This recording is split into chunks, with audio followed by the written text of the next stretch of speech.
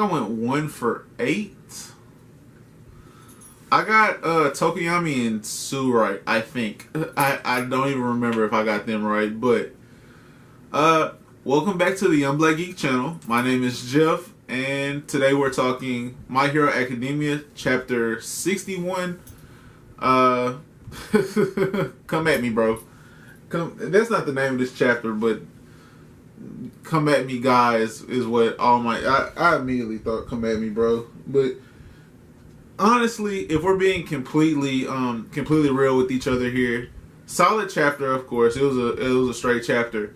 The most interesting matchup to me is Kirishima and Sato, or Red Ride and Sugar Rush versus Cementos, because it's gonna be like a very physical matchup. I mean, Cement versus like the Sugar Rush, like the power-ups of punches and stuff, and then like the hardening thing. Like, I think that's going to be the most interesting matchup personally. The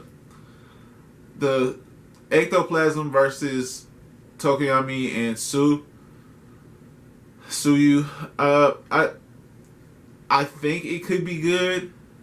I am really interested in like Eraserhead's mindset. First off, Eraserhead has like some really cold poses in here, and he generally comes off as like this really cool hero anyways, and a lot of his decisions are made based off like his calculating nature. So I already am intrigued by him, but to see like he's going to attack, where he's not going to let Todoroki hold back, and he's going to force Momo into, or Yayorozu, Momo.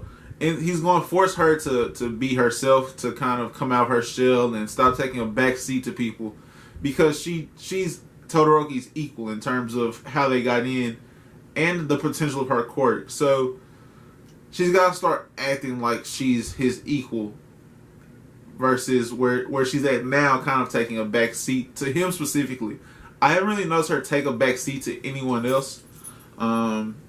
But she definitely does with Todoroki. By the way, everyone, calls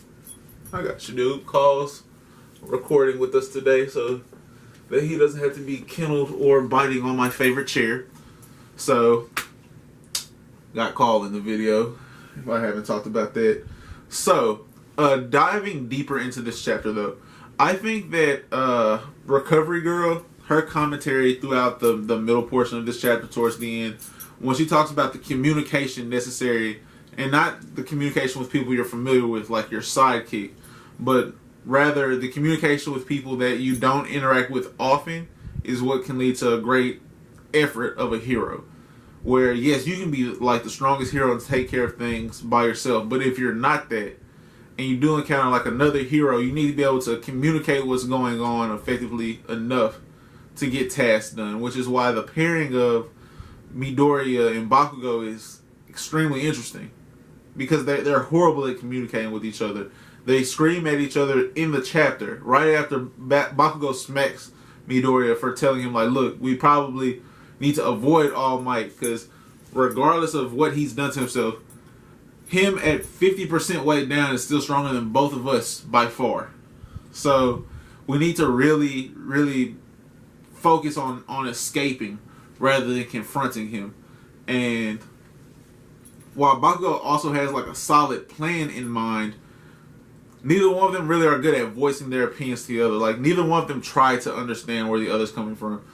Where I know everyone knows Bakugo's not trying to hear what Deku says, but I don't think Midoriya quite understands why Bakugo is the way he is, and it hasn't really been delved deeply into, but he probably feels inferior to Midoriya in a lot of senses, where he doesn't have like this natural sense of heroism that Midoriya does. He doesn't have like these same big flash moments that people are drawn to because of his personality. And so while people respect his strength, he respects things about Midoriya that he doesn't have himself, and jealousy kind of shows up like this. But in the context of the story, while he can't openly communicate that, Midoriya, for as many notes as he takes, hasn't seemed to figure it out either. Like, he respects Bakugo so much, and he envies Bakugo's natural strength so much, yet he doesn't see like Bakugo the person as well. And I know that they were childhood friends, so maybe his view of him is always like the brave little kid that had no problem like going further away from their house than they were supposed to. But communication is a two-way street. Like, it's not all on Bakugo. He has the more issues. Don't get me wrong, but we see everything from Midoriya's lens. So, from Midoriya's perspective, he has work to do on that front as well. And I like that Eraserhead was like, their skill sets don't even like differentiate that much because of how Midoriya adapts to people he respects fighting styles some. But the fact that they just don't get along together, I'm going to make them get along together. Like, that's going to help them become better heroes, and I'm their teacher. It's my job to teach them to be better heroes. So that, great for Aizawa or Eraserhead, whichever you prefer to call him. I like that. I didn't really care for who Ito was matched up with. I don't even remember who Ito was matched up with. Or, like, Uraraka, I didn't really care like who Uraraka was matched up with. I kind of figured it was going to be 13 because of how much she respects 13. But it just, I don't know. I see the matchups that I really just was a fan of, that I really just was intrigued by. Kaminari and Ashido versus the Principal. I'm definitely intrigued by that because I kind of recognize what Aizawa had said, where they're both one-track minded and they're very straightforward. Like, it's all attack you right now, come right down Main Street to fight you. And so, and more so, the Principal is a rodent or a dog. I'm not quite sure. No one's really quite sure. And if that's his quirk, for him to be the Principal at UA, like, he must have something else, like a next level intellect. So for Aizawa to be like, Mr. Principal, just go outsmart them, that's going to be nice to see. Koda and Jiro versus President Mike, couldn't care. Ida and Ojiro versus Power Rotor, didn't even know that's what his name was. And Ojiro, couldn't care less about Tail. Snipe versus Hagakure and Shoji could be good. It could be good. I don't feel like Snipe is one of the heroes, one of the pro heroes that should be in this, because he shoots people and these are kids.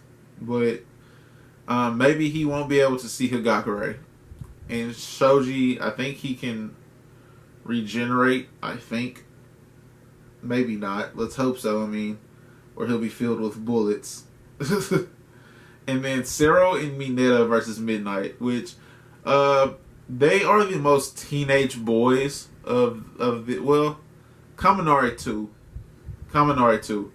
But those three are kind of the okay being pervs. You know what I'm saying? Like, they're okay with it. They're okay with like growing up very hormonal teenage boy. So them versus Midnight, you know, the R-rated hero Midnight. I know Mineta's like very happy with this. And hopefully, like, he doesn't go too far and, you know, not pass. But it's going to be interesting to see how that transpires. Now, with Bakugo, and I love how All Might is drawn in some of this, where you can see the seriousness. Bakugo's like, so you're gonna put those wrist weights on to come down to our level? And All Might's just looking at him like, Nah, I'm not coming down to no level. Like, I don't expect this to change me much. I'm still giving you 100%. And Aizawa's also kind of in the same mindset where I feel like crushing you and showing you how far the gap is probably what's best for you right now. I think all of you need to go to summer school. So, and then those who don't, those who pass, like, then you actually deserve to pass. Major. That's major. I think, at least. I think that's big time. Because you're going to feel more rewarded with who passes this exam. And I'm guessing that the majority of them should pass. but it'll serve as a real point of growth. Like, we'll be able to see them with an accomplishment that they can grow from. I didn't really understand, and this is going to be my comment section question. I'm going to get that out there early. When All Might was talking about his bracelets, is everyone wearing that, or is it just kind of like the power up style heroes, or is it just him? Because of how far, while there's a gap between all the pro heroes and the students, he has a gap between himself and other pro heroes. So, is he the only one doing this? And I know that he might wear the heaviest. Cementos is also an option because he's a cement block. But you can't really see everyone's wrists. Well, yes you can. I don't know if they put them on at that time, and we really only got to see ectoplasm like post the start. Well, no, we got to see Eraserhead perched. Give me 1 second, guys, to check this out. See if I can see if anyone else has these weights on. Yeah, it looks like Snipe does. It doesn't look like Eraserhead does, but maybe I'm just missing it. You can't really see Ectoplasm's hands. Nah, they all are wearing them. Okay. So that's on me, guys. I just need to answer my own question. But that makes this really interesting. And I guess All Might's probably carrying the most. It's between him and Cementos. But man, it's gonna be tough. I can't really just say I see anyone based off matchups alone passing. Maybe Ida and Ojiro, because Power Rotor I've never seen Buddy in action. Maybe Cody and Jiro, because President Mike's kind of like his personality is gonna make it kind of hard for him, especially with Jiro's ability to ground her ears and create the little sound waves.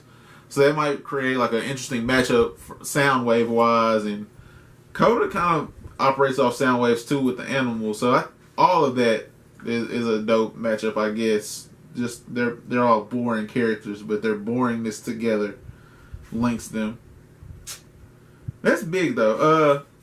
But definitely the major part of this is going to be the growth in communication and a better relationship for Bakugo and Midoriya and All Might all coming into one. We know that Bakugo also finds his motivation to be a hero from All Might's strength and his ability to go win any fight he's in. And Midoriya finds his motivation from All Might as well, and the way he views people and how he values saving people and letting them know like it's going to be okay. It's not just I'm going to save you, but I'll also cheer you up. Like, I'm saving you with a smile. We're all good. All Might's here. Everything's okay. And so from those two perspectives, those two halves of All Might's the perfect person to kind of work with them. And they need to be worked with together to get some kind of semblance of a relationship together. All that's major. For fire emoji chapter for me, guys. I'm excited to get into this next chapter. I feel like we're getting into a pretty good arc. Subscribe to this channel if you're new, and hit the notification bell for more My Hero content, as well as other videos that are posted on the channel. Like this video if you liked it, and dislike it if you didn't. They both go a long way. And in the comment section below, just kind of let me know which matchup you're most interested in besides the Eraserhead or All Might. Those were kind of picked out for characters that we know what's necessary. So one of the lesser talked about matchups than those two. Which one of those excites you the most? That's gonna be it from us, guys. Carl, you got anything? Licks. Thanks. That's gonna be it from us, guys. Have a great rest of your day. Peace.